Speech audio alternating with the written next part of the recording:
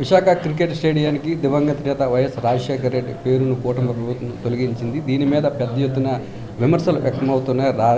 రాజకీయాలకు అతీతంగా రాష్ట్ర ప్రజలకు సేవనందించిన దివంగత నేత వైఎస్ రాజశేఖర రెడ్డి పేరును ఎందుకు తొలగించారనే ప్రశ్న కూడా ఉత్పన్నమవుతున్నాయి. దీని మీద మనతో మాట్లాడడానికి ఉత్తరాంధ్ర రీజనల్ కోఆర్డినేటర్ కన్నబాబు గారు ఉన్నారు. సార్ చెప్పండి సార్, ఇటువంటి దుశ్చర్యలు ఏ విధంగా చూస్తారు?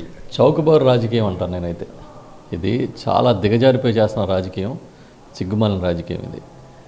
లేకపోతే రాజశేఖర రెడ్డి గారి పేరు ఇవాళ ఇప్పుడు కాదు, ఎప్పుడో స్టేడియం కట్టినప్పటి నుంచి ఆ క్రికెట్ అసోసియేషనే దానికి ఆ పేరు ప్రపోజ్ చేసి పెట్టారు.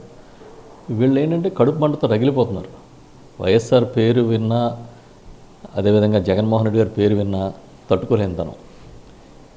ఈ పేర్లు తీసేయడం అనేది ఇవాళ కాదు, అధికారంలోకి వచ్చిన మర్నాడు నుంచే గ్రామాల్లో సైతం శిలాఫలకాలు పగలగొట్టడం, జగన్ గారి పేరు ఎక్కడుంటే అక్కడ తీసేయడం, స్థానికంగా అంతకుముందు పనిచేసిన మంత్రుల పేర్లు, ఎమ్మెల్యేల పేర్లు కొట్టేయడం. ఏదో పేర్లు కొట్టేస్తే వాళ్ళకి చరిత్ర ఉండదని అనుకుంటున్నారు.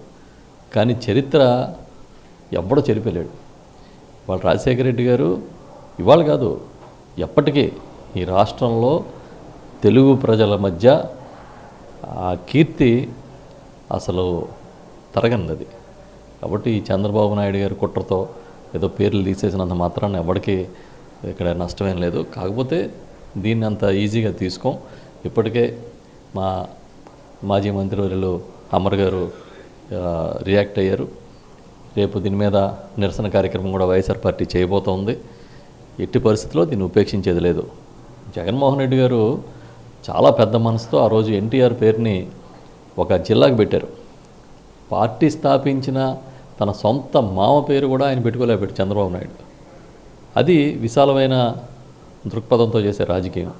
ఇలాంటి చౌకబారు రాజకీయాలు చేస్తే ఖచ్చితంగా ప్రజలే సరైన సమయంలో సరైన విధంగా చెప్పి తీరుతారు. అంటే ఇచ్చిన హామీలు అమలు చేయలేక ఇటువంటి కార్యక్రమాలకు డైవర్షన్ అండి ఇది. అంటే అన్ని స్థాయిల్లో ఇప్పుడు విజయవాడ నడిబొడ్డులో అంబేద్కర్ విగ్రహం నిర్మాణం చేస్తే దాని మీద ఉన్న జగన్మోహన్ రెడ్డి గారి పేరు కొట్టేశారు.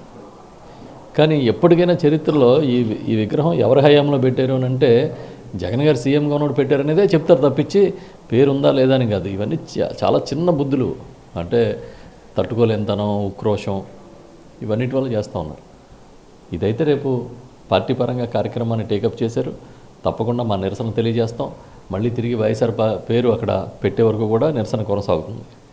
ఇటువంటి మళ్ళీ ఎక్కడైనా పునరావృతం అయితే భవిష్యత్ కార్యాచరణ ఏ విధంగా ఉండబోతుంది? తప్పకుండా ఆందోళన చేస్తాం, మా నిరసన తెలియజేస్తాం. అది హక్కు. అది ఏదన్నా నిరసన అనేటప్పటికీ పోలీసులను పెట్టి అణిచివేయడం, నోటీసులు ఇవ్వడం వాళ్ళ ఇష్టానుసారం చేస్తున్నారు. కానీ దీన్నేమీ అంత ఈజీగా వదిలిపెట్టాం. ప్రతి విషయంలోనూ కూడా వైఎస్ఆర్ పార్టీ ప్రతిపక్ష పాత్ర పోషిస్తుంది. ప్రజల పక్షాన్ని నిలబడతాం. ప్రజల మనోభావాలను కాపాడడంతో పాటు మా పార్టీ కార్యకర్తల మనోభావాలను కూడా కాపాడడం మాకు అవసరం. తప్పకుండా వాళ్ళ చేసిన దుశ్చర్యని మేము తప్పకుండా ఎదుర్కొంటాం. ఇప్పుడే కాదు, చంద్రబాబు నాయుడు ఎప్పుడు అధికారంలో ఉన్న ఇటువంటి చర్యలకి పాల్పడతాడు. ఆయన రాజకీయ శైలి అది.